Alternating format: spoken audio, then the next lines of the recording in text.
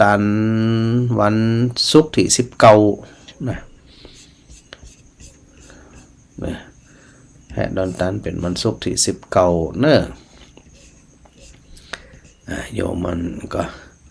คำไปแล้วโยมอันโยมก้อยพระอาจารย์มาแล้วก็แม่คุณประณีนะนมัสการพระอาจารย์มาธิดาแขวขับปวงแล้วก็โยมสมหวังกำลังว่องเนาะจะได้ก็อ่านปะกระปบกันจะไปลืมว่าอภัยก็ตามไปใส่ได้ใส่หนึ่งก็สถาใดเป็นห้องว่าตั้งจิตตั้งใจจบใส่หัวของเฮาหันอธิษฐานจิตว่าเฮามีโอกาสในจาตินี้เนี่ยได้พบกับพระพุทธศาสนาได้เข้าใจหลักธรรมแล้วก็อย่างความเป็นอยู่ของเขาเนี่ยมีความสุขความเจริญเองนะถ้าเขาบ่ได้รับอิทธิพลคำสอนแล้วก็นำมาปฏิบัติในคำสอนของพุทธศาสนาเนี่ยเขาหัวจะเป็นจะได้ก็แต่เขามีความสุขความเจริญได้ทุกวันนี้ก็เพราะว่า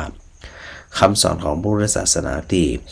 บรรพบุรุษปาการรักษาสืบทอดมาถึงยุคเขาเนาะสถานเนาะก็เขาทั้งหลายนั่นเป็นผู้ที่มีส่วนร่วมในการขับเคลื่อน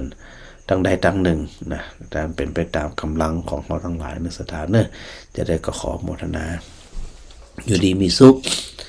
ในอันชั่วโมงที่2พระอาจารย์ก็จะนำเทปออกนะแต่มาหัวเป็นเทปวันใดจะคันรายการด้วยอันเพลงบรรเลงก่อนเนาะสถานนะที่สำคัญก็คือกราบขอบคุณครูบาอาจารย์ทุกรูปนะครับที่ได้ติดตามรายการกันมาโดยตลอดนะครับเนาะจะได้ก็ขอโมทนาสาธุด้วยนะครับเนอะจะได้กับปะกันใหม่นะครับถวายความเคารพครับ